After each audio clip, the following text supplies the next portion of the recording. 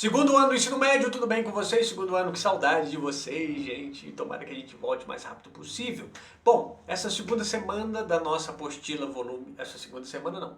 Esta primeira semana do volume 2 da nossa apostila diz sobre a continuidade da construção do Estado Nacional Brasileiro. A construção da nossa independência como nação e como Estado. A construção da nossa nação, a construção do nosso Estado brasileiro. Pois bem, a pergunta que fica é qual a independência? Inclusive o texto da nossa apostila, ele começa dizendo as independências do Brasil. Então existia mais de um projeto de independência e as discussões sobre a nossa independência dentro da área de história tem a ver com os vários fatores que levaram a essa independência. Então a gente pegou a ideia que a nossa independência ela se inicia com a vinda da família real portuguesa para cá em 1808. Né? Então a partir de 1808 já começa a se desenhar a nossa independência. Outras leituras da história colocam que a independência brasileira, na verdade, ela só vai tomar corpo em 1817 com a chamada Revolução Pernambucana de 1817, em que há a proclamação de uma república em Pernambuco e a partir daí essas ideias mais avançadas de liberdade e de constituição de um Estado brasileiro se tornam mais maduras e aceleram este processo. Outros vão dizer que a partir de 1820, lá em Portugal acontece a chamada Revolução Liberal do Porto, e essa Revolução do Porto ela exige o retorno do rei, igual no Senhor dos Anéis, o retorno do rei Dom João. E o rei Dom João retorna no ano seguinte, 1821, e em Lisboa se estabelece uma Assembleia Nacional Constituinte, ou as chamadas Cortes de Lisboa, que transformam Portugal de uma monarquia absoluta para uma monarquia constitucional naquele modelão da Revolução Inglesa.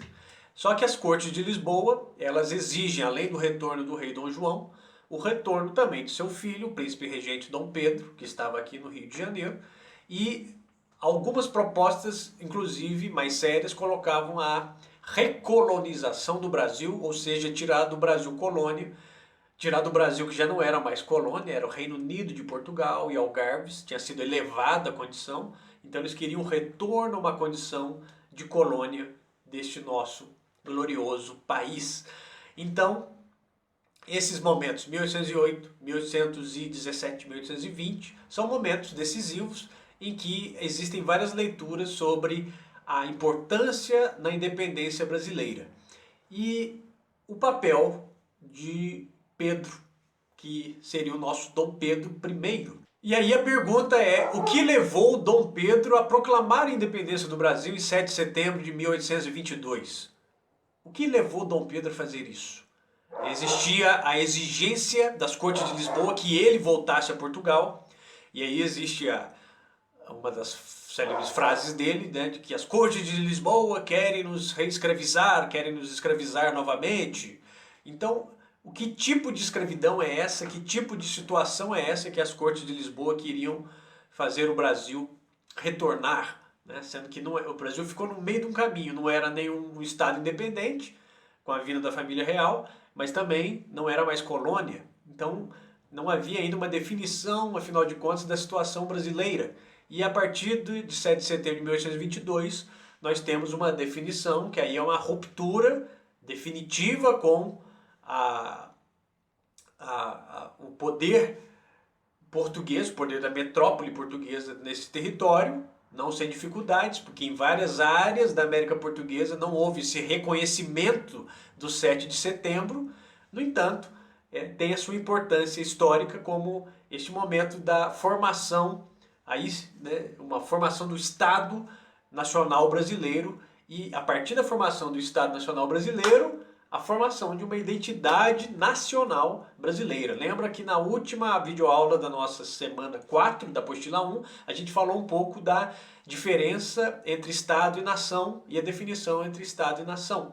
Então, a partir da definição do Estado brasileiro, se inicia a formação de uma nação brasileira a partir de 1822. E a atividade 2 da nossa apostila, tem um errinho aí que era O que era ser brasileiro? Aí fala em 1922, eles erraram, a data é 1822.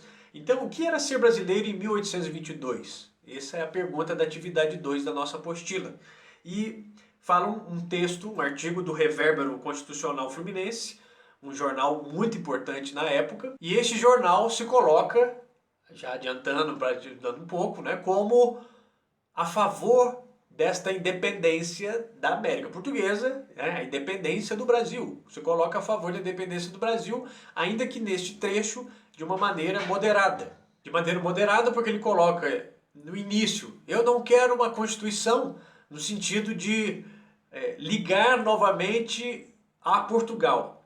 No entanto, na sequência desse raciocínio do artigo, ele fala, separemos-nos da mãe pátria. A mãe pátria é Portugal, separemos-nos de Portugal. Então ele coloca as questões de maneira moderada, mas defendendo a separação do Brasil de Portugal. E há ainda uma questão muito interessante sobre o conceito de pátria.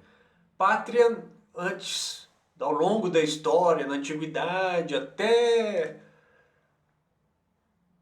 século XIX, talvez, em alguns lugares entrando no XX, inclusive, a pátria é ligada ao lugar que você nasceu. No entanto, nós estamos num mundo contemporâneo, num mundo pós-moderno, que os conceitos mudam. Os conceitos mudam ao longo do tempo, inclusive o conceito de pátria, principalmente esses conceitos ligados a identidades culturais e etc. Então, é claro que o conceito de pátria muda ao longo do tempo, ao longo da história. E o que hoje seria a pátria? O que seria o patriotismo? Né? Qual é a sua pátria? O que você identifica como sua pátria? O lugar que você nasceu? O lugar que você viveu mais tempo? O lugar para onde você escolheu se mudar? A cultura que você resolveu adotar para si? O que é pátria na sua opinião? Essa é uma das questões aí da nossa apostila. E o que afinal seria o patriotismo brasileiro? Afinal de contas, o que é isso? O que seria um patriota brasileiro? Quais são os valores que uma pessoa patriota defende? Né? São questões sempre interessantes para a gente pensar. E segundo ano nós estamos então na página, dando uma referência do nosso livro didático, página 159 a 171. Então na página 159 a 171 nós temos todo este desenrolar da independência brasileira e as opções que foram escolhidas ou que foram mais amadurecidas e que foram ganhando mais peso ao longo do tempo, as opções de independência e o modelo de independência que o Brasil criou, digamos assim. Um modelo muito específico, que nós vamos ter algo parecido somente no México, durante um curto período de tempo, mas o Brasil é uma jabuticaba. Só existe aqui mesmo, né? É uma coisa muito própria do Brasil. No mais, acredito que vocês não vão ter muitas dificuldades. Um texto, está bem melhor esse texto do que da apostila 1, mas de qualquer modo estou totalmente à disposição de vocês nos nossos canais Instagram, Facebook, YouTube e WhatsApp e outros meios também de comunicação. E vamos mantendo contato, boas leituras e sigamos aí. Espero que mais brevemente nós retornemos, porque sentimos falta das aulas e sentimos falta da festa junina também.